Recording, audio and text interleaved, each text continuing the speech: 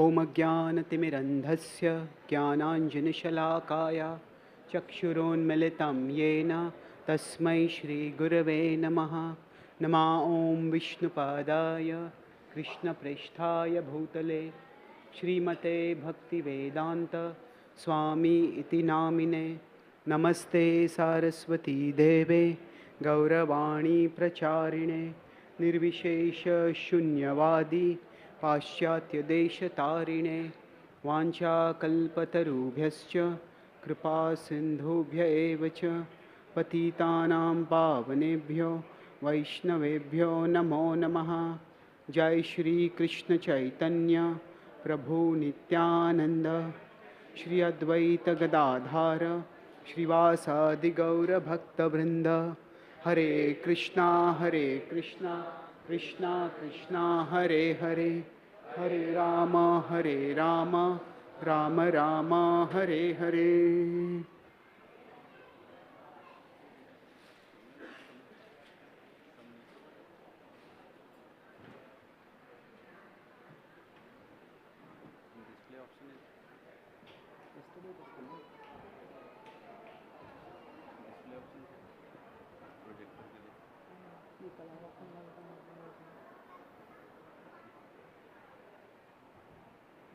I'll speak without it.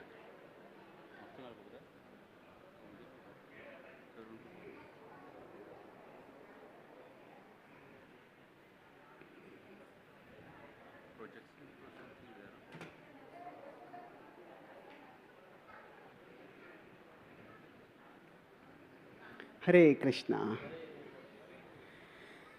So today on the Sunday Feast program, I'll be discussing on a topic which is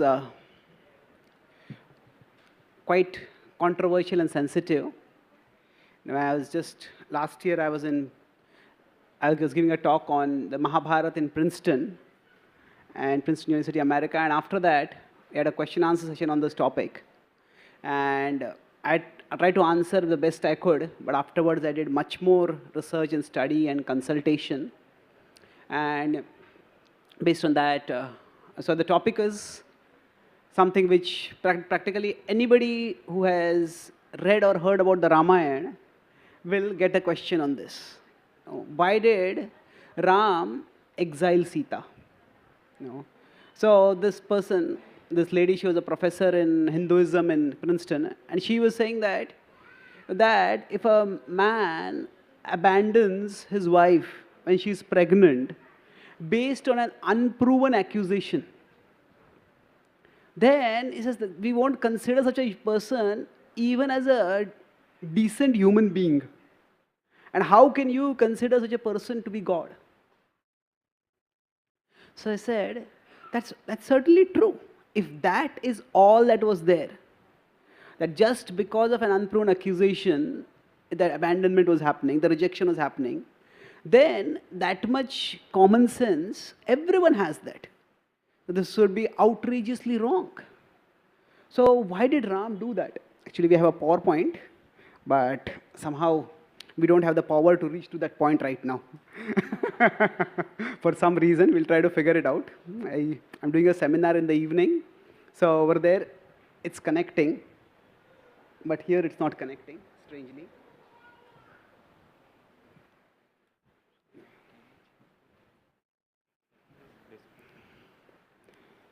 Just 1 minute, please.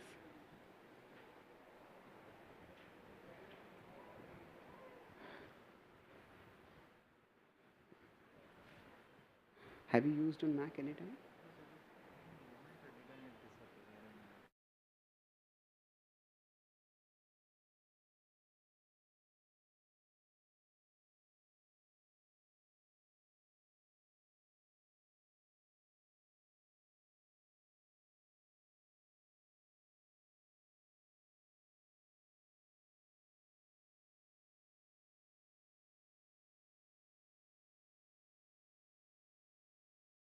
So I'll speak without it.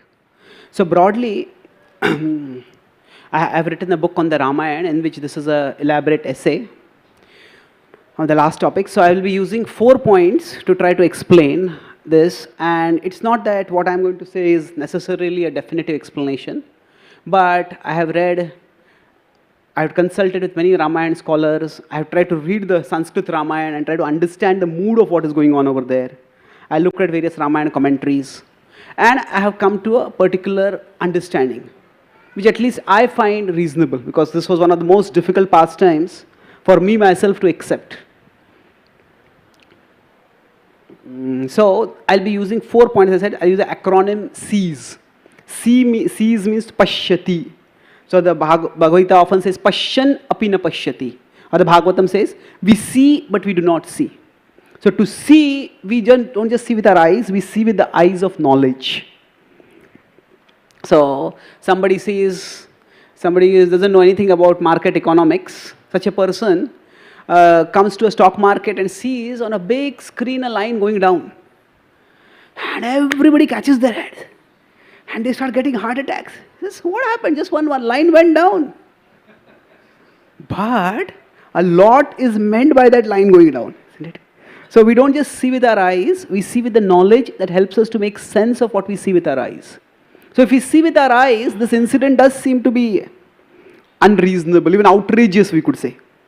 But let's try to see what the mood of what the whole context is.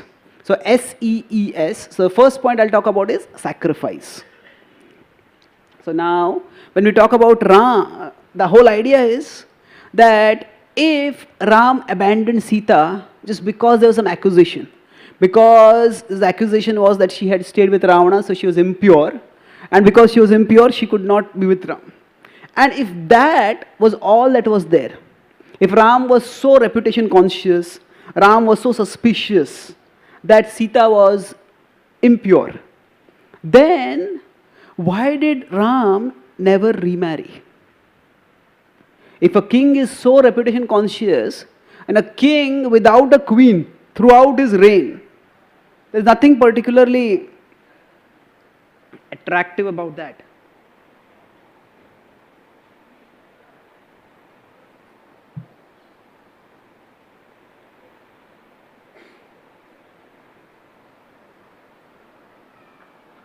Okay.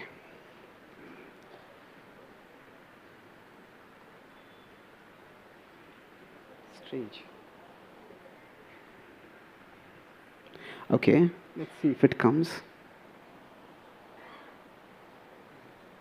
Okay, I'll do one thing.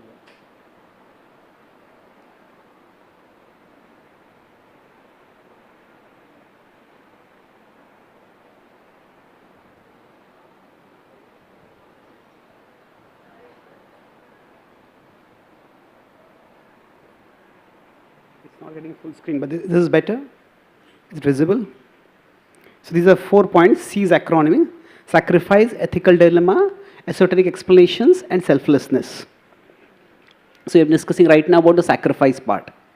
So first point is, Ram did not remarry and replace Sita. If he was so reputation conscious, then for a king, he would want a queen with him. And because he was the king of a powerful kingdom, he could easily have married anyone else. But he did not do that. Now, he did not do that for multiple reasons. One reason, of course, was that he had given his word to Sita that I will be ekapatni vrata. I'll have only one wife, one queen. So he stuck to that word. Not only that, later on when yajnas are to be performed, at that time, especially if somebody is a householder, then the husband and wife perform the yajnas together. They are the yajman. So the priest told that you need your queen with you. Now the priest said, you should remarry. He said no. And what did he do? He got an effigy of Sita, a golden effigy of Sita, and he placed that with him. And with that he performed the sacrifices.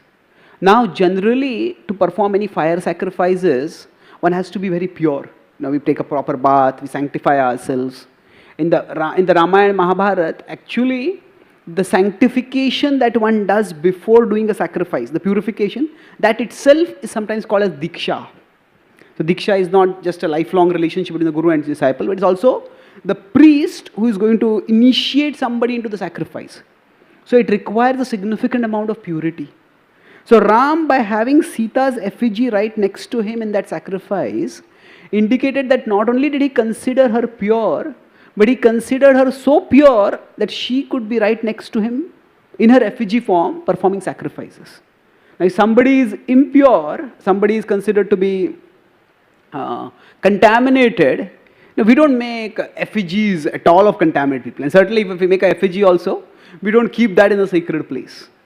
So the whole idea that Ram considered Sita impure or Ram was reputation conscious, we just look at the broad context, that doesn't have any weight to it.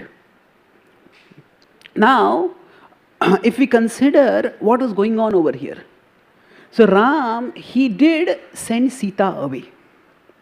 But when he sent Sita away, why did he do that? So if it is not just a reputation, what was going on? If you look at the next point, this ethical dilemma. Now what is the ethical dilemma? In an ethical dilemma, there are two options, both of them are right. But one has to consider which is the more right option. If there is a moral dilemma, in a moral dilemma, one option is moral, the other is immoral.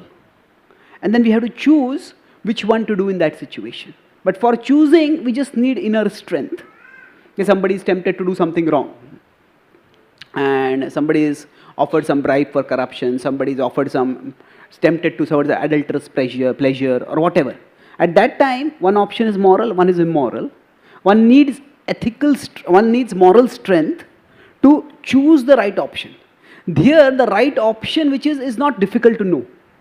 But to go toward that right option may be difficult. Whereas in ethical dilemma, so inside us, there is the mind and there is the intelligence. So in moral dilemmas, it is the mind that is going wild. The mind says, I want to go here. No, you should go here, but I want to go here. But in ethical dilemmas, it is not just the mind, it is the intelligence itself that is confused. The intelligence is confused means that what is the right thing to do, that itself is not clear. Now why may it not be clear? Because it may not be clear because we may have certain ideas of what is right. Say for example, a riot is going on and there are rioters who are chasing a friend of ours. And that friend comes running and knocks on our door. He opens the door and please hide me, please save me. And then we take that person and hide him in a closet in our house. And then the rioters come running and they bang on the door. Is this person here? Now, we think, I should speak the truth. Now, should I speak the truth? Should I not speak the truth? Now, speaking the truth is good. But in this situation, speaking the truth will lead to a disaster. So what is happening? Speaking truth is a good thing. Saving somebody's life is a good thing. Here, both are good things. But which is going to lead to the greater good? That this is an ethical dilemma. In an ethical dilemma, we have to consider not only that this is right or this is right, because both are right. But which will lead to a greater good? That is what has to be considered. So that's why ethical dilemmas are difficult to decide what to do in that situation. And we may say, in the Mahabharata it is said that broadly when we decide what to do or what not to do, a broad ultimate guideline is scripture tells us. It's like a broad map for our life. But beyond that, there are three broad factors we can consider. There is intent, there is content, and there is consequence. So content means, okay, speaking truth is good, speaking false is bad. That's content. So we could say that there are certain categories. This is the category of the right course of action, this is the category of the wrong course of action. So this is the idea of categorical ethics. Categorical ethics means that right action is one category, wrong action is another category. But real life is never so black and white. Sometimes it is, but frequently there are shades of grey. So speaking truth is good, speaking false is bad. But if speaking truth causes somebody to get murdered, and speaking a lie leads to somebody's life being saved, then what has happened over here? we can't just put truth and false into distinct categories over here. So there is categorical ethics and what is called as contextual ethics. Contextual ethics means that depending on context, we may have to decide this is what is right, this is what is not right. Say a child doesn't want to take any medicines, and there's a medicine pill, and child, I'm not going to take it. The mother might get a chocolate and put that medicine inside the chocolate and squeeze it inside, make it a round ball again and give it. The child asks, is the medicine in this? Now, if the medicine is essential for the child to take, and the child is not going to take it if that medicine is there in it, then what should the mother do at that time? What do you think? Yeah, there's no medicine over, this is just chocolate, isn't it? So here, what are we looking at? We are looking at not just the content of what is right or what is wrong, but we are looking at the intent as well as the consequence. The consequence here is that for the child, if the medicine is taken, the health result will be good. And for the child, if the medicine is not taken, the result will be bad. So we look at the consequence and we also look at the intent. The mother's intent is not to deceive the child. The mother's intent is to benefit the child. So why am I talking about all this right now? With respect to Rahm sending Sita away, that's the question we are discussing. So what was the dilemma that Rahm was facing? See, all of us have different duties. We all have different roles, and different roles we have different responsibilities. So sometimes these different responsibilities pull us in different directions. Say, if somebody has a high pressure, high demanding job, and then they just come back home and they need to spend some time with their family, but suddenly the boss calls, we got an emergency at work, come back now. So now you have a duty as a family member, you have a duty as a professional. So which duty do you do at that time? Sometimes if the office emergency is very much, then we may say, no, I have to go there right now. And sometimes if at home there is something very urgent, we may say, no, I cannot come now. So sometimes two different roles may pull us in two different directions. And then, now to do our job is important. To take care of a family is also important. But which do we choose at that time? Here that's not a question of right or wrong. It is right and right, both are important, but which is more important right now? So in the case of Rahm, it's important to understand the cultural context in which this whole incident happened. The cultural context is that Rahm is a king. And now today there's a lot of opposition to the idea of monarchy or dictatorship because people have had many bad experiences with kings.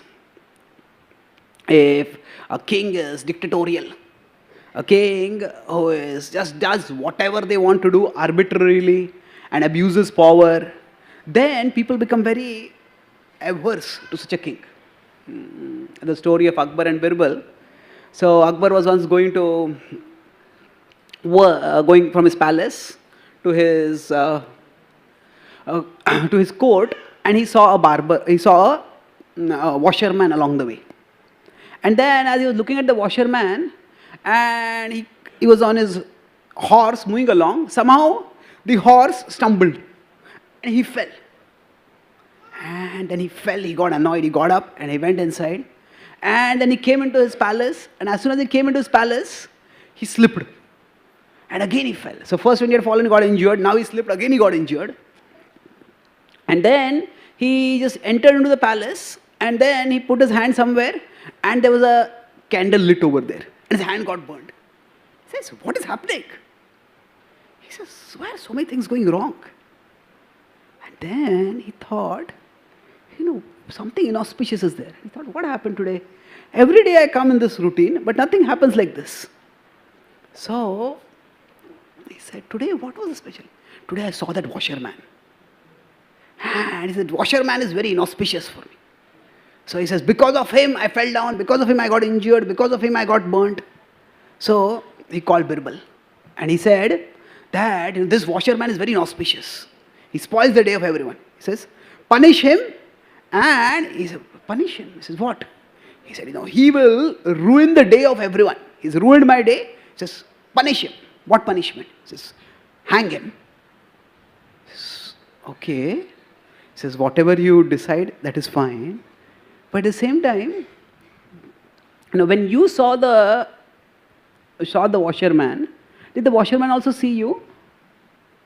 He said, yeah, he saw me. So then Birbal said that, see, for you, when you saw him, you fell down, you got a scratch, you got a bruise, you got a burn. But he saw you, and because of that, he is going to die. So who is more inauspicious?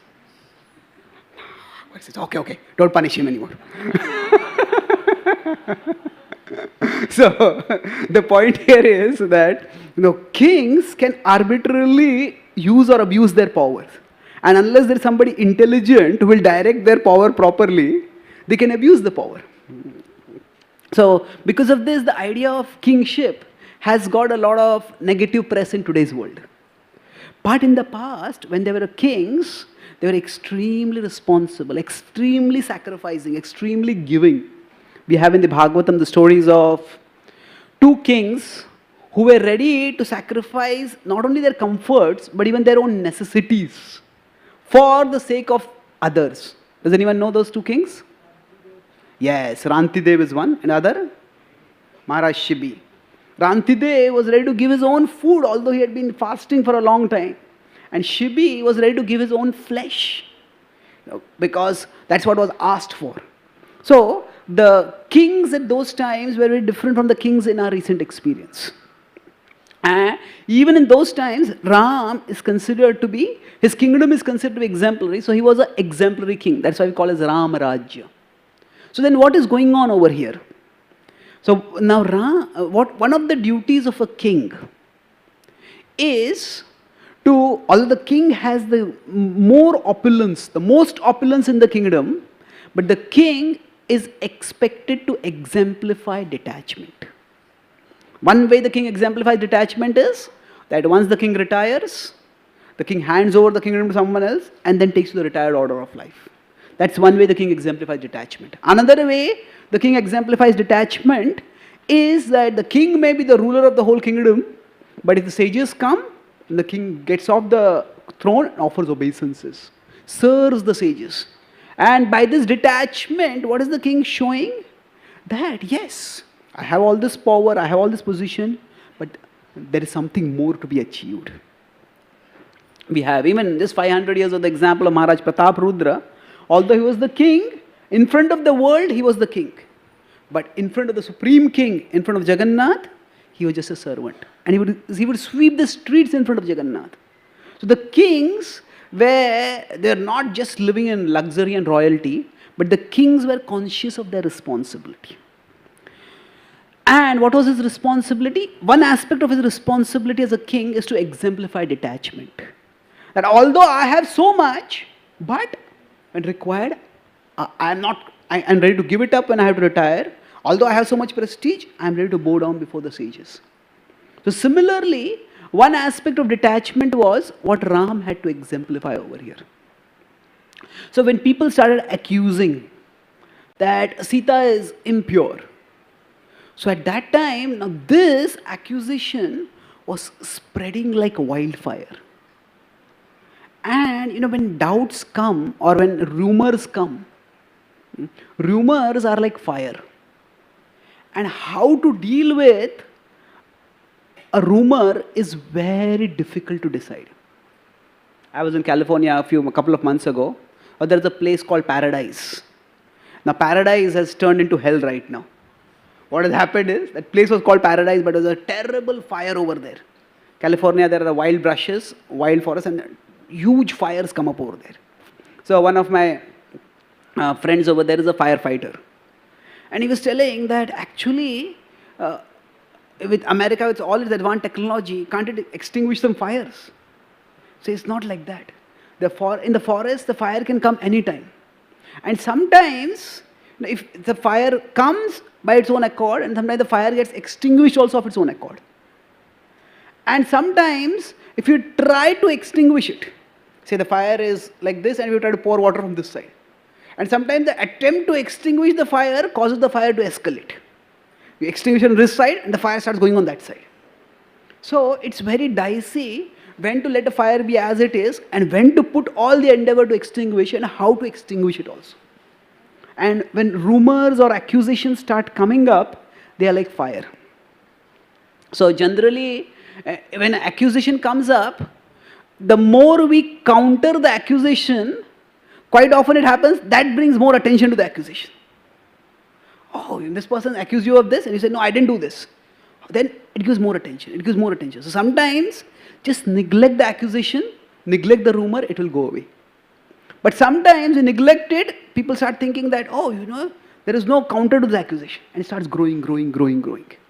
And then we may have to respond to it. So it's very difficult to decide when an accusation or a rumor comes up, when to neglect to it or when to respond to it, how to respond to it. So in this case, the accusation had become quite strong and widespread. So now Ram, he could have used his power to crush the accusers, crush the rumor mongers. But that would have made people think that, just see, first he's so attached, and now when we point out what is wrong, he is using his power to crush the opposite, crush the accusation. So that would have only perpetuated the conception that he was so attached. Now, he could have neglected it. But it was growing so much that it has gone beyond the phase of neglect. Now, personally, Radha said, Ram did not consider Sita impure in any way. But in that situation, he had to take some action. So, as a husband, he had a duty to protect his wife. As a king, he has a duty, he has to take care of his citizens. He has to set the right example for the citizens. And one aspect of the example is detachment. So now, among these two duties, which one to follow? What to do? So then, now sometimes it is said that Ram exiled Sita or Ram banished Sita. Well, it's not exactly that. Because if we consider, there is another exile that happened in the Ramayana. Which is that exile? Ram himself was exiled, isn't it? Now when Ram was exiled, he was sent right into the forest, out of the kingdom of Ayodhya, and he had to go out and live in the wilderness, create his own cottage, and fend off the wild beasts and the demons and live over there. With respect to Sita, it was not like that. Ram asked Lakshman to take Sita to the nearby hermitage of Valmiki Muni. And Valmiki Muni's ashram was still in the broad kingdom of Ram. So in that sense, Sita was still within the broad protection of Ram. If any demon attacks Valmiki's ashram, Ram would go there to protect. So if any danger comes to Sita, Ram would be there to protect. So Ram did not exactly exile Sita in the same sense in which he himself had been exiled. So what he did was, she was no longer in the palace with him. So he did prioritize over here his duty as a king. And for that duty, he sacrificed to some extent his duty as a husband. But it was not just that much. He did not simply abandon Sita. He had her entrusted in the care of Valmiki Rishi, and there in that ashram, she lived. So Ram addressed the allegation that he was attached by creating a distance between him and Sita. But still, she was under his protection, indirectly. So the important point over here is that among the two options, Ram chose the option of serving his state, serving his nation. And in today's world, especially among political leaders, there is so much nepotism. Nepotism is corruption where people use their contacts to get their family members to get everything. One person becomes a minister, And then in that ministry, 25 other relatives get all the top posts. And they take over the ministries. It becomes like their own home party. So, for such a culture, Rahm sets an extraordinary example of detachment. That he places his higher duty above his duty to the family. Now, for him, also it was painful. It was certainly Sita was deprived, but Rahm himself was deprived. So it was a painful choice for both of them. It was not just something which Sita had to suffer, Rahm also had to suffer over there. I'll come back to this point a little later. Now, of course, you could say that they don't suffer, they are the divine couple. And I'll come to this.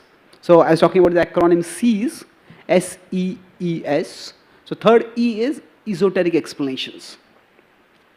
Now, Esoteric Explanations means that everything that happens, there are multiple levels of causation for that. Say, if you say that somebody gets malaria, now we may say, what is the cause of malaria? What do you think? Mosquitoes. A mosquito infected with a germ that bites us and that gives us malaria. But sometimes it may happen that in a house there may be 5 people and only one person gets malaria. Now, is it that that mosquito bites only that one person? Maybe that mosquito might have bit the other people also. But you could say there are other factors. Now that one person's immunity might be better. Other person's immunity might not be so good. But sometimes if you test, everybody may have the same level of immunity, but still one person gets infected. So there are multiple levels of causation. So there is an immediate cause, there is a remote cause, there is an ultimate cause. So the immediate cause for the malaria is that that person was bitten by a mosquito. Once I had some fever and the fever was not going for quite some time, so I went to the hospital. And in the hospital I was admitted for a few days, I recovered from the fever and I came back. And then I started getting even higher degree fever. And then we went and diagnosed and we found that while I was in the hospital, somehow something happened and I got infected. It was an ordinary fever I had, but in the hospital I got TB. So now normally people go to the hospital to get cured. But what happened is in the hospital, I got infected. Sometimes it happens unfortunately like that. So we may say there is an immediate cause, but beyond the immediate cause, there are other levels of causes also. So the immediate cause is one cause. So we could say that somebody who gets malaria, the mosquito biting is one cause, but another level of cause is, the remote cause is that we all have particular karma. And because of that karma, we sometimes get some diseases.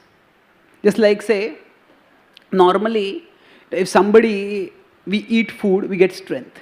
If we eat too much food, then we gain weight. Now we may say that, yes, this is the linear thing. If you eat too much food, you gain weight. But it's not always like that. Some people, they may eat very little food, but still, sometimes some people are genetically predisposed towards obesity. They just have a big body. Or some people, they may have some other issues, sometimes some thyroid issues or whatever, just the weight may go up. For some other people, they treat their tongue like a conveyor belt. Just take it, anything and everything, and still they stay slim. So what is happening here? There is an immediate cause. The immediate cause is you eat and your weight increases. But sometimes the immediate cause may not be the complete cause. And sometimes, despite the immediate cause not being there, also the result may come. And sometimes, in spite of the immediate cause being there, the result may not come. So there are multiple levels of causation, because of which certain things happen. So similarly, when we are talking about esoteric explanations over here, we are looking at another level of causation. So from the context of the Mahabharata, we look at what happens. Okay, this is the incident. There was accusation and Ram sent Sita away. That seems outrageous. Why would somebody do like that? But then look at the bigger context. And look at the bigger context, and then we understand, okay, it's like this. So intelligence means to understand the right level of causation to explain something. To understand the right level of causation. Say right now, if some of us start feeling very hot, now we may say, why am I feeling hot over here? Hey, this fan is not on fully. That could be one reason. Other reason could be, oh, it's India. It's in the daytime, noon, it becomes hot. You could say that's one reason. You could say another reason is actually there is climate change, because of which the temperature all over the world is going up. Because of that, it's so hot. Other reason could be, because there's so much crowd over here, that's why we are feeling congested, we are feeling hot. So now, for the same action, there could be different levels of explanation. And if we don't get to the right level of the explanation, then we misunderstand things and we make a mess of things. Sometimes we may need to escalate the explanation to a higher level. Say, if somebody comes from a cold country like UK or America, northern part of America, Canada, then they may feel India is very hot. And yes, it is hot. Then, okay, even if you have AC, even if you have fans, well, the country is itself hot. That is the level of explanation we need to look at. But if the fan is not working and somebody, I'm feeling very hot, can you turn on the fan? No, actually India is hot. No, but turn on the fan. No, India is hot. No, that's a valid reason, but here, just turn on the fan, the heat will go down. So intelligence means that we have to find out the right level of causation. So often we get misled when we don't find the right level of causation. Sometimes a small issue, we may escalate it to a very big level. So when people get depression, what happens in depression, it is a small incident and people extrapolate it to the biggest possible level. So I was talking at a mental health care center in Connecticut in America, and then I was talking with the mental health care providers as well as the mental health care patients about how they got depressed or why they came there, what are the experience. So there was one girl, one woman, so she was saying that what happened, she was serving at her home, she was just bringing a glass of water to get for some guest who had come. And while she was getting the glass of water, somehow the glass slipped from her hands. And the glass slipped and fell down, the glass broke, the water spilled over there. And she said, from that, I felt I'm worthless. I'm useless. I can't even carry a glass of water. What can I do with my life? And that one incident of the glass of water falling out of her hands triggered her depression in her. And eventually she ended up in a mental health care center. I said, okay, the water fell down, pick it up and get another glass of water, wipe it, remove the gas, and move on with life. But what happens when the intelligence doesn't function properly, then we go to the wrong level of causation. So, okay, if a glass slipped from the hand, maybe my hand was wet, maybe the floor was wet, maybe the glass itself was slippery, maybe I was just inattentive somewhere. There could be so many explanations for that. But when we escalate the issue to the wrong level, then we misunderstand. So intelligence means to understand the right level of causation. So here, I look at one level of causation for understanding things is that the context. It was an ethical dilemma for Rahm. But we can go beyond this. So esoteric explanations means we go further, beyond this life to another life, beyond this level to another level. So in the Ramayana itself, there is an explanation of why did Ram abandon Sita. And described that there was a demon who was terrorizing the Devatas. And when this demon was terrorizing the Devatas, at that time, this demon, finally, Vishnu came to the aid of the Devatas, and Vishnu came and started attacking this demon. And the demon realized that, oh my God, I cannot fight with Vishnu, and he fled from there. But because this demon had been terrorizing the Devatas for so long, Vishnu gave chase. And when Vishnu gave chase, at that time, this demon ran, and he came back. He came to the hermitage of Bhrigu Rishi. Now, Bhrigu Rishi is one of the celestial sages. And when he came there, Bhrigu Rishi was not there. At that time, Bhrigu's wife, Khyati, was there. And he fell at her feet and says, please save me, please save me. And now she was a motherly figure. And she said, yes, I'll save you. Now she was motherly, she was compassionate. Now she didn't consider why is he in danger? What wrong has he done? She just says, okay, I'll protect you. You stay over here. You stay in my hermitage. And then Vishnu came over there, and Vishnu told her that, no, hand him over to us. He said, no, I have given him protection, I cannot hand him over. Then he said, no, he's a terrible demon. If he escapes now, again he will wreak havoc in the universe. He says he has killed so many people, he has murdered and consumed so many sages, he has violated so many women, he has created so much terror, and even the gods are not able to curb him. He says now he has become weak, he's been overpowered, it's a long fight that is going on, it's the last stage. Don't come in the way. He said, no, I will not let him go. He says, no. He says, we have to protect the universe, we have to stop. So then Khyati, somehow she got the idea. She said that the only way you will get to him is over my dead body. You will not get to him. So now Bhrigu Rishi was not there at that time. So now Vishnu realized that there is no way ahead for him. Now Lord Vishnu is transcendental. And we know from scripture that actually everybody has to die sometime or the other.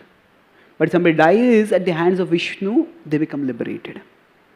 So then Lord Vishnu did the needful. And Khyati's soul became liberated.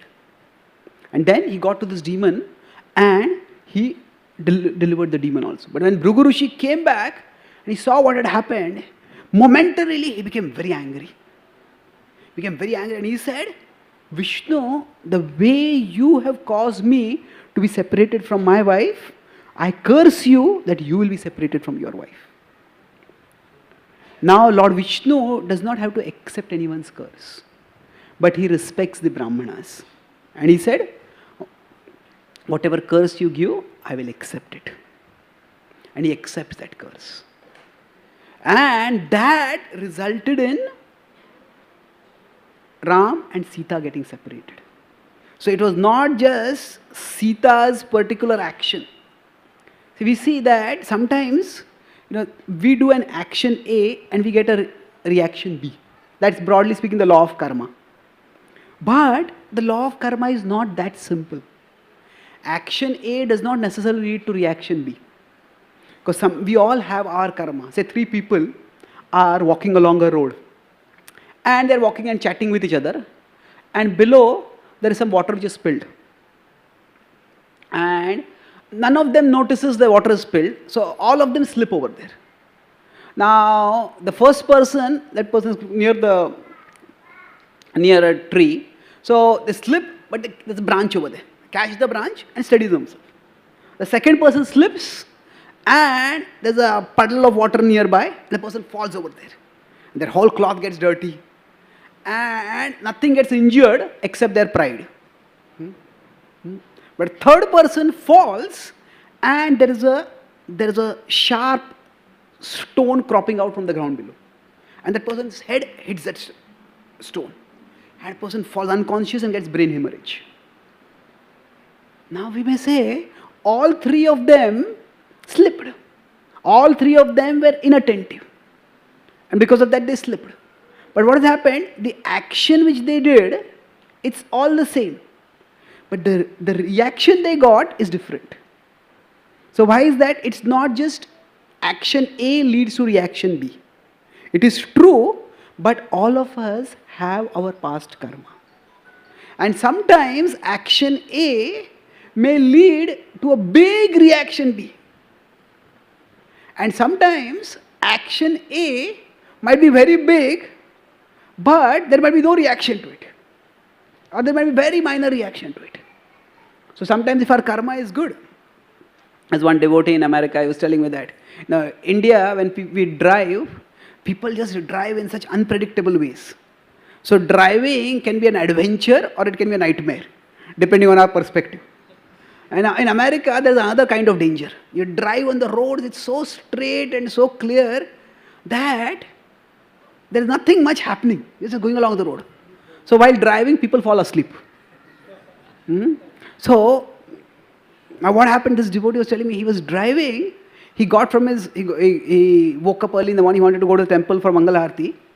And from his home, the temple was like a straight line. And he got up and he was very tired. And while driving, he went to sleep. And there were several intersections, but the road was all straight.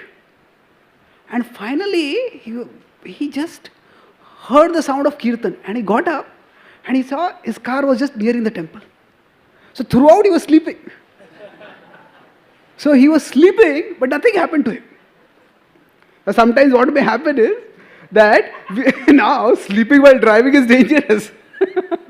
But sometimes we may do a small thing wrong and a big consequence may come up.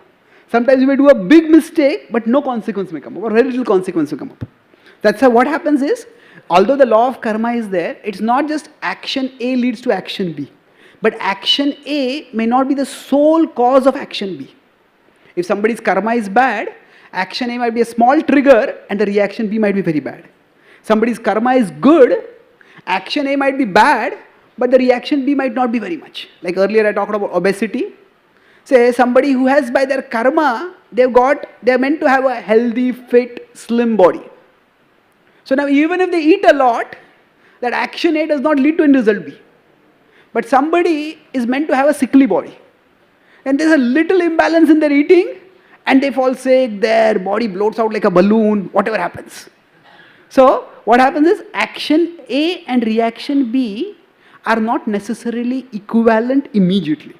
Every action will have a proportional reaction.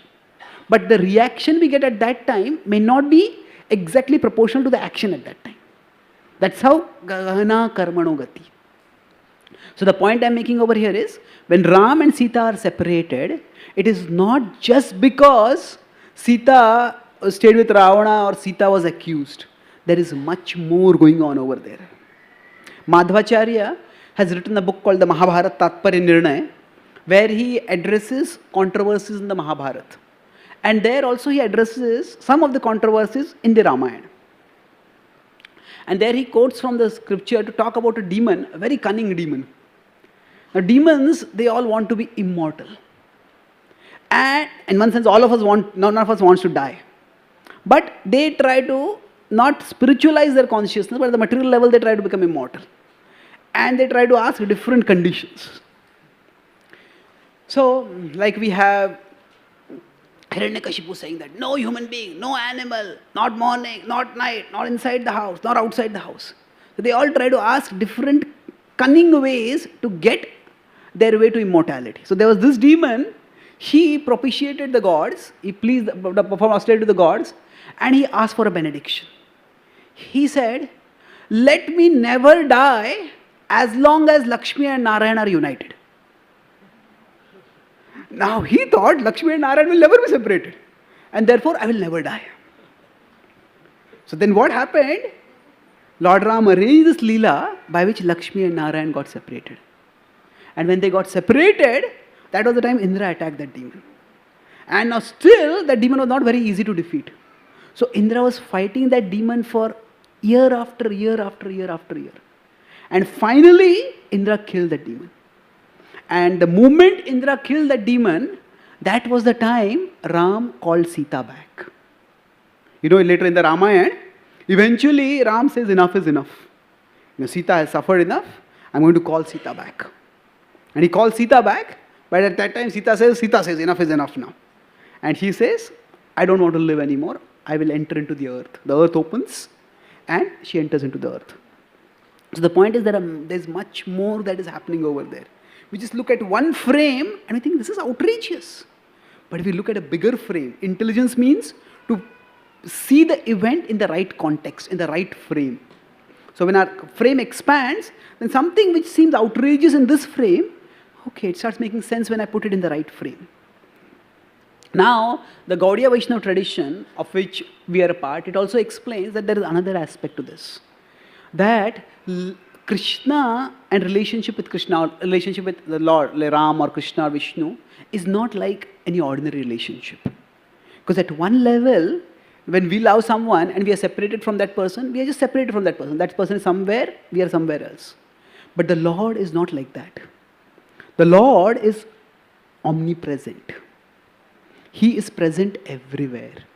And that's why even when somebody is separated from Him, actually they're not necessarily separated from Him. So when Krishna left Vrindavan and went away from the gopis, at one level Krishna was separated from the gopis. But at another level, actually in their memory, Krishna, they remembered Him even more. And in that sense, they actually experienced greater union with Krishna than they experienced when he was with them. So, separation intensifies devotion. Separation intensifies love. So the example given for this is that separation does to love what wind does to fire. If there's a big forest fire going on, and the worst thing that can happen in the forest fire for firefighters' nightmare is if a big wind comes over there. The wind will cause the fire to spread. So similarly, for Ram and for Sita, their love was so great that when they reunited, when now Sita was going to have a child, their love had attained its zenith. And then the separation that was created between them, whatever be the external context for that separation intensified their love.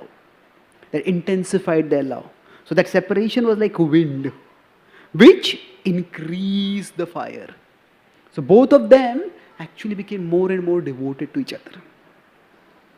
And that's why we see that Sita never poisoned the minds of Lava and Kush against Ram. She never said, your father is so bad that he abandoned me like this. In fact, later on when there was this fight between Lava and Kush and Ram's soldiers, and eventually when he was about to fight Ram, Sita came and stopped him. What are you doing? He's your father. He's respectable, he's worshipable for you. How can you fight against him? So, the love of Sita for Ram or Ram for Sita, that did not turn into bitterness or resentment or anger. It actually deepened. Now, they deepened because already their love was very deep. Here I said, separation does to love what wind does to fire. Now, we shouldn't misapply this principle. If we think, I will get separated from Krishna, I'll get separated from devotees, and my devotion will increase. No. For that, the love has to be like a forest fire. Our devotion is like a candle fire. When wind comes and there's a candle fire, what happens? The candle gets extinguished. So if we go away from devotee association, if we deliberately get separated from devotee association, we get separated from Krishna, our devotion will get extinguished. But when there is a great devotion, separation intensifies that devotion. So these are esoteric explanations when we further expand the scale of reference. The first expansion is beyond this life to another level of reality. That is the celestial level, the heavenly level. And the second level of expansion is to the spiritual level, where we see that actually this is not an ordinary person, this is God. And love for Him is such that even in remembering Him, one can experience Him. So that is esoteric explanation. And the last part now we'll talk about is selflessness. So if we consider that same Lord, Supreme Lord, He comes as Ram and He also comes as Krishna. If that Lord is so reputation conscious, so honor conscious that because Sita was considered impure, Ram abandoned her. But then that same Ram comes as Krishna. And what does he do as Krishna? there is this demon, Bhaumasur. He is very demonic, and he has abducted many, many princesses. And he is planning to do a sacrifice. And at that sacrifice, he wants to appropriate all these princesses for himself. And Krishna goes over there, and then he fights, and he kills the demon, and he frees all the princesses. And then the princesses tell Krishna that, people will consider us contaminated now because we have stayed in the demon's palace. Although that demon had not touched, Narad Muni was very expert. Narad Muni comes and tells him that actually you first perform the sacrifice. And then if you perform austerity till you do the sacrifice, and then you do whatever you want, you will gain military might. You will become more powerful. So, although there was no contact, but the reputation would be there that, they stayed in somebody else's house, they would become contaminated. So then Krishna said, we will be considered contaminated in the world's eyes. So Krishna said, what do you want? They said, please accept us as your maid servants. Krishna asked them, they asked Krishna, just accept us as their maid servants. But Krishna said, why maid servants? I'll make you my queens. And that's how Krishna had. Now this demon was so demoniac, it actually terrorized many, many other kingdoms, and he had got 16,000 princes over there. And they all became Krishna's queens. Now if you consider, Krishna had no relationship with these princesses before. He not only had no relationship with his princesses, they were also, you could say from the worldly point of view, they were of a soiled reputation. But still Krishna accepted them. Now with respect to Sita, she was already married to him. She was already bearing his child. Why would, just because of consideration of reputation, that Lord ever abandon his own consort? So we have to see that something else is going on. Now, that same Lord, when he descends as Krishna, he is demonstrating the principle of compassion. Whereas, when he is there as Ram, he is demonstrating the mood of selflessness. Selflessness. The whole mood of the Ramayana is the mood of selflessness. Now, put the other person before yourself. And rather than thinking of Ram as unjust, unfair, irresponsible, abandoning Sita, we can see that the mood of the whole epic of selflessness is demonstrated by Ram also. We see everybody puts their interests lower and some higher cause above. Dashrath loves Ram more than his own life. And yet, because for a Kshatriya, word of honor is very important, for the sake of that word of honor, what does Dashrath do? When Kaikeyi tells him, send Ram away to the forest, he does that. Then when Ram has to go to the forest, Ram does not fight. This is my right. What wrong have I done? Why should I go to the forest? Honoring my father's word is my responsibility. So Ram also is selfless. He goes there. When he is going, now Lakshman is not obliged to go. Lakshman says, I will go with you. I will serve you. Sita is not obliged to go. Sita goes with Ram. He says, it's my duty. Now Ram says that, no, you stay over here. You stay here in royal comfort. The forest is no place for you to come. Sita could have said, a wife's duty is to obey my husband, and my husband is saying stay over here, so I'll stay over here. She doesn't say that. He says, if whatever discomfort you are going to face, I will face the discomfort. Even when she is abducted by Ravan, and Ravan, first thing that he does is, he takes her to his palace. And he takes her around all his palace and shows how much wealth he has. He thinks by that she will get attracted to him. But she doesn't even look at him, she doesn't even look at his wealth. And then he takes her to a royal chamber to keep her over there. And she says, as long as my Lord is staying in the forest, I will not stay in a palace. And that's why she's so insistent about it that Ravan takes her to Ashokvatika. And that's why she stays also in a forest-like place, in the garden, in the park over there. So similarly, Bharat, what does he do? He is also selfless. When he hears that Ram is living in the forest, he goes and begs to Ram, please come back. When Ram says, no, our father has given the word, then Bharat says, okay. He says, if our father has given the word, it has all happened because of me. Because of my mother's desire that I get the kingdom, all this wrong happened. So he said, we will honor the word of my father. I will stay in the forest and you go back to the kingdom. Ram says, we cannot interchange karma like this. The universe will fall in disorder. Then what does he say? Okay, then you will be the king and I will be your servant. So the disposition of my heart should be reflected in the position in the court. And that's why, in my heart, you are my Lord, I am your servant. And I want that disposition of my heart to be reflected in the position in the court. And that's why he says, you give me your paduka, you give me your footwear, and I will carry it on my head and I will put it on the throne and I will sit on a mat below that. Now today, if there were two brothers who are having a conflict over a succession or getting some death father's estate or something like that, in fact there's a book written called the Modern Rama or something like that, which is all describes the conflict between a prominent family in India between two brothers after the father passes away. So anyway, so if today one brother gave his footwear to another brother, the other brother will take it and beat his head with it. So what do we have is, there is a mood of selflessness throughout. All the characters exhibit that selflessness. And that selflessness attains its zenith, attains its climax in Ram and Sita's separation. So, it is not that Ram has passed a judgment and punished Sita.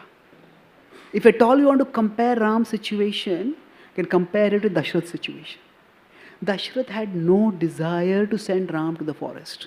He had no desire to send Ram away. In fact, his heart broke to have to send Ram away. But still Dashrath did that. And Ram also accepted that. So similarly, what was Dashrath's situation in the initial part of the Ramayana, that was Ram's situation in the later part of the Ramayana. Ram had no desire to send Sita away. Dashrath knew that there was no fault in Ram at all. Similarly, Ram knew there was no fault in Sita at all. But the situation was such that for some higher purpose, Dashrath had to send Ram away. And similarly, Ram had to send Sita away. And in this context, if we see Ram, when he went to the forest, that is also Ram's glory. That he did not complain, he did not protest, he did not rebel. Ram also exhibits great strength of character in going to the forest and living in exile. So similarly, Sita is not a weak character. Sita is not a victim. Sita also has great strength. When Lakshman tells her that Ram has sent her away, she is heartbroken. But even in that heartbreak, when she is lamenting bitterly, she understands why Ram has done it. And her heart, although it's broken, she accepts it. As I said, she is never filled with resentment or bitterness towards Ram. So actually, the selflessness, that is the thread underlying the whole Ramayana, the selflessness that is exhibited by Dashrath, by Ram, by Sita, by Lakshman, by Bharat, that same selflessness attains its climax in the final separation between Ram and Sita. And both of them are exhibiting selflessness. And both of them are united in selflessness. Both of them are actually doing something which is very, very difficult to do. And we will see that the Ramayana has inspired millions and millions of people throughout history. Not just in India. I was in Singapore. Malaysia, Indonesia, they all have their Ramayana retellings. And Ramayana is so much a part of their culture over there. All over the world, millions of people. In fact, some historians of literature, they say that No other book in world history has inspired as many people as the Ramayana.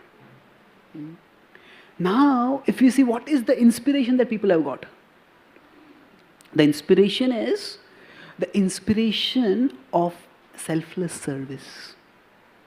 The inspiration, India has one of the stablest family structures in the world. If we go to America, in America, families are so much broken apart. In many cities, I had once gone for a walk in LA, Los Angeles, and there's a big park. And that whole park, normally if you see a park, there'll be children playing in the park, there'll be maybe mothers and fathers, they're just sitting and chatting. This whole park, there were no children. There were only dogs. In fact, in the Caucasian, that means the white American population, in their family, statistics say that actually in those families there are more dogs than children. There are more dogs than children. So what has happened? Families are breaking apart, and people just don't want to have families. In fact, I was traveling for a program, and people put various slogans on their cars. So one slogan was that the more I get to know people, the more I love my dog. So people are just breaking apart. Now, to some extent, that just is very sad. In the past, we had joint families, and you had nuclear families. Now even the nucleus is split, and there are electrons and protons orbiting around in the concrete jungles, lost and lonely. It's very sad. But the point I'm making is that India, in general, in the immigrant families, in America, immigrant families are relatively stabler, although there's instability there also. So India has a very stable family structure. So now, if Indians have been inspired by the Ramayana, and India has a family structure. So if this whole pastime was about somebody who's irresponsible and somebody who's just abandoning somebody else just on the basis of a rumor, then is that the inspiration that people have got from the Ramayana? No, that is not the inspiration. What has inspired millions for millennia is the principle of selfless service. The way we put something bigger, higher than our own immediate interests. And it is that is the model that the Ramayana has given to us. So actually, when Ram sends Sita away, it's an extraordinary act of selflessness in which both of them are participating. And it is that selflessness that is the enduring inspiration from the Ramayana. It is the selflessness that strengthens and stabilizes relationships. And that is what we learn from the Ramayana. So this is a pastime which can be very easily misunderstood if we see it in the wrong context. If you just see, okay, this accusation and this rejection. But that's not what is happening. There's much bigger things happening over there. When we see it in the right context, then we see that it embodies the same mood of selflessness that the whole Ramayana embodies. And it provides the same inspiration for selflessness that the Ramayana provides in general. So I'll summarize. I spoke today on this topic of why did Ram abandon Sita? And I talked about it using an acronym. Does anyone remember the acronym? SEES. S-E-E-S. What was the first S? Sacrifice. So the sacrifice is that Ram, if it had been simply because of an accusation he abandoned her, then why did Ram not remarry? So Ram did not replace Sita ever. Not only that, Ram considered Sita pure enough that he had her effigy with him when he performed the yajnas. So it is a sacrifice for him. It's not just Sita was deprived, but even Ram was deprived. And for both of them it was a sacrifice. Then the question is, why sacrifice like this? Then we talked about E was ethical dilemma. So the ethical dilemma was that moral dilemma is one right, one wrong, which to choose. That just requires strength of character. But when two rights, which to choose, then it becomes difficult. Like speak the truth, but protect somebody's life. So here the ethical dilemma was, Ram had two roles. His role as a husband and role as a king. And a king is meant to exemplify detachment. And in this case, when the rumor started spreading, if he had tried to counter the rumor or still stay on Sita, that he would not have been able to exemplify detachment. So he chose to subordinate his duty to the kingdom, chose to subordinate his duty to his family to his duty to the kingdom, which is exactly opposite to which the way politicians are today, nepotistic, using the state for gratifying for pandering to their families' whims and needs and desires. So Ram, he did not exactly exile Sita, because Sita was still in his kingdom in Valmiki's ashram. She was indirectly in the protection. So he did do his duty as his king, but he did not entirely abandon his duty as a husband. Indirectly he did that duty. He could counter that accusation of attachment by that. And then second E was esoteric explanations. Talk about intelligence means to frame a particular event in the right context. So I talked elaborately about how karma works, that sometimes a small wrongdoing may lead to a big problem. And sometimes a big mistake may also lead to a small problem. Somebody driving while sleeping and no accident. Somebody just walking and slipping and getting a brain hemorrhage. So whenever a particular thing is happening, it's not just action A leading to action B. Action A may lead to action B, but B is not simply because of A. There might be many other things which are leading to B happening. So when Sita is sent away by Ram, it's not just because of that accusation or because she was abducted. Discussed multiple levels. At one level is because after Khyati's death, Bhrigu Muni had cursed Ram that you will be separated from your wife, and that's how it happened. Then there was this demon, as Madhavacharya explains, who had got the benediction only when Sita and Lakshmi Narayana separated, that I will be killed. And ultimately, because God is omnipresent, so separation from Him intensifies devotion. Just like what wind does to fire, separation does to love. So in being separated, their love attains its zenith. And last S was? Selflessness. Where everybody in the Ramayana is demonstrating selflessness. Dashrath, Ram, Bharat, Lakshman, Sita. That same mood of selflessness is demonstrated in its climax by Ram and Sita when both of them get separated. So it is not that Ram is the victimizer and Sita is the victim. Both of them are gloriously strong characters. And just as Dashrath knew that Ram had done no wrong, but still Dashrath and Ram, both of them cooperated in that separation. Similarly, Ram knew Sita had done no wrong, but Ram and Sita separated in a mood of selflessness. So the lesson of the Ramayana, which has inspired millions for millennia, is not that we be judgmental or irresponsible or abandon someone. The lesson is that we be selfless. And it is that selflessness that has inspired millions for millennia, and that is the lesson that very much is relevant even in today's world, where families are breaking apart, where relationships are short-lived. So the Ramayana, through this extraordinary complex incident, ultimately embodies this virtue of selflessness. Thank you very much. Hare Krishna.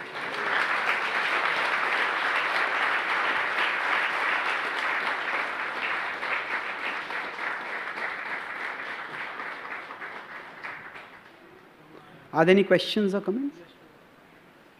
Okay.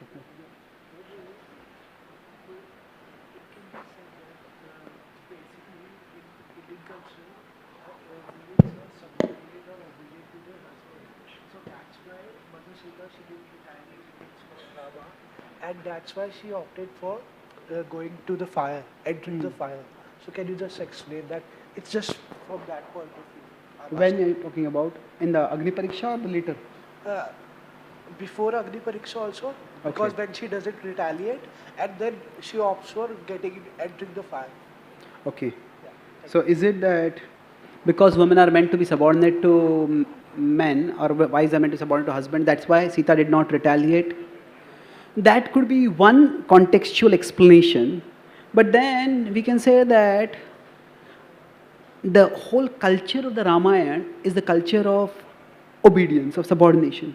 Even Ram did not retaliate when Dashrath sent him to the forest. Now, to exile someone is actually a very, very serious punishment. Exile is just one level below execution. If somebody has done such a terrible crime that you kill that person, one level below punishment is you send them away from everything that is dear to them. So it's a very grievous punishment. And when Bharat hears from Kaikeyi that Ram has been exiled, he's shocked. He says, Ram cannot do even the smallest of wrong. And what wrong could he have done that he has been exiled? So the whole culture of the Ramayana is the culture of submission, of subordination. So it's, if we see it in the broader context, just as Ram does not retaliate against Dashrath, similarly Sita doesn't retaliate against Ram. Okay? Thank you. Any other questions? Yes, please. Yeah. Here. Hare Krishna, Prabhuji. Prabhuji, in Esoteric Explanation, you gave an example of Kayati and Bhrigu for Ram for that pastime. So, is there any explanation for why Sita didn't accept the proposal of Ram for reunite and she left? Okay. So why did Sita not accept the proposal of Ram for being reunited? Yeah.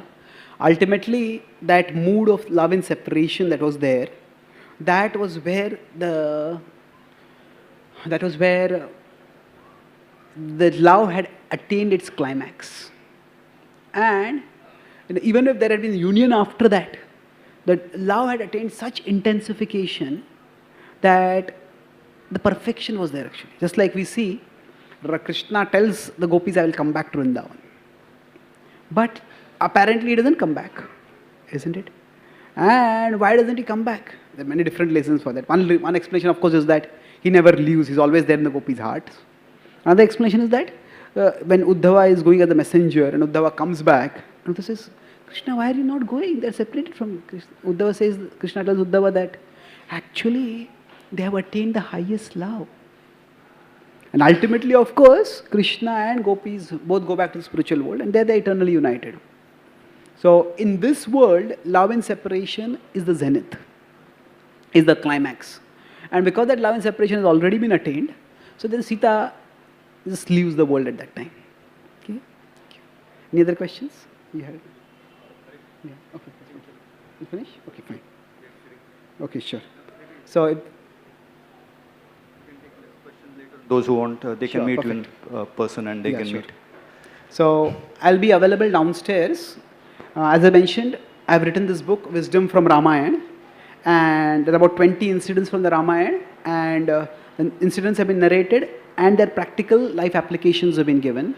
So this, whatever I spoke, is from is the last article in this book, but apart from that, there are many practical life lessons. Say, if a good person suddenly does some terrible thing, so how do we respond to that? When Kaikeyi sent Ram away, how do we respond to that?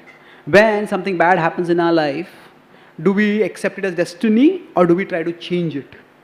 When Ram was exiled, he accepted as destiny, but when Sita was abducted, Ram did not accept as destiny. So when to change things, when to accept things, how to understand what is destiny, all that is explained. If there are two close friends and some misunderstandings happen between them, why do they happen? How to resolve them? That's also explained through the story of Vali and Sugriv. So, and if you want, this book is available downstairs. Thank you very much. Shila Prabhupada ki, Gaura Bhakta Vrinda ki, Itai Gaur Premanande.